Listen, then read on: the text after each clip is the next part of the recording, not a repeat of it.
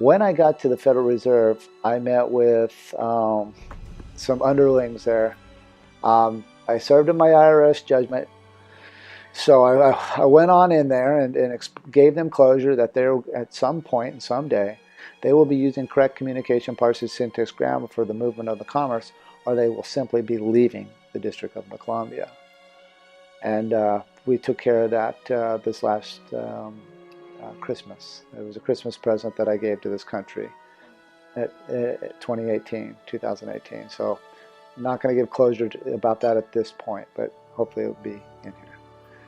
Anyway, sat down and they were very upset about it, but they sat there and they listened, and I walked out of there that day. And that was my function, my first two functions in the District of Columbia in 2002. I rewrote and disqualified the World Bank Charter, the International Monetary Fund, the International Monetary Fund Charter, and rewrote a 300-page contract for charter vessel called the Global-Banking-Constitution. In that contract, it dealt with the mechanics of movements of policies of foreign monies in and out of the District of Columbia. Because I am Postmaster General and Sovereign of the District of Columbia, I went to the International Monetary Fund and the World Bank in the District of Columbia. I sat down with their attorneys, put my charters out on the table. I placed a sack of silver and a sack of gold on the table. When the attorneys read the contract, they started shaking profusely. I then walked around the table, grabbed the gold, grabbed the silver, and said, "And now I'm paying myself to be this person, since all of you have birth certificates and have no authorization to be in this land." They immediately picked up the phone at both venues. I did it the same day. And they proceeded to call security to throw me out of the buildings. Strong-arming me and pushing me out of the buildings, I went very peaceably. But they were put given closure, on notice, that they were no longer to be conducting business on that land. Within the same time frame in 2003, on February 20th, 2003, they were having a United States postal reform meeting where they claimed the supposed Postmaster General of the United States was scheduled to speak. They put this in front of the Senate Judiciary Committee, where they had 8 senators there, C-SPAN. And so what I did is I sent a surveillance team in front of me to set up and put cameras and videotape me coming in and the causality of consequence of the actual Postmaster General being in the building. When I arrived in the building, I saw none of what I'm going to describe to you. I sat down in the second row. My surveillance team was behind me, and they told me a story of how the Postmaster General, supposedly, of the United States Post Office saw me and took off a run-in with U.S. Secret Service on the run, running out of the building, screaming and yelling, "I can't even be in the same building as me." My security team at that day jumped in the elevator with them. And the Postmaster General, John Potter, was yelling at Secret Service, "Get me away from Russell. Get me away from Russell. He's here, he's here, he's here. I can't even be in the same building as this guy."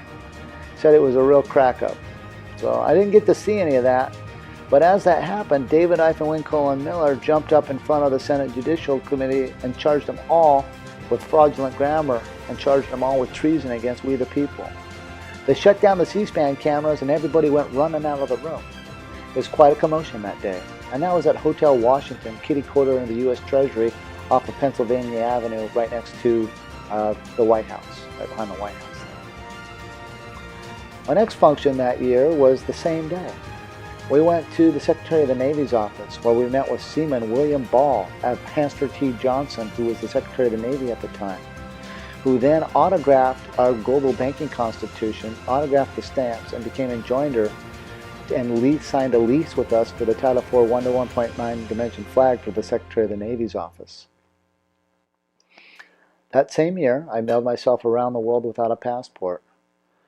Mailed myself to Interpol first, which was in Lyon, France. Rewrote the Interpol Constitution, for it was 100% fiction, which means that all words in the Interpol Constitution were fraudulently conveyed with adverbs and adjectives and pronouns, creating false and misleading statements in violation of Title 18, 1001, creating a mail fraud situation in violation of Title 18, 1342, and 1343.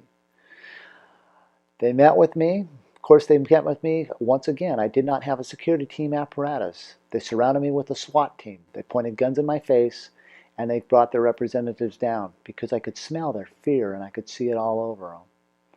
For I was there, and they know it.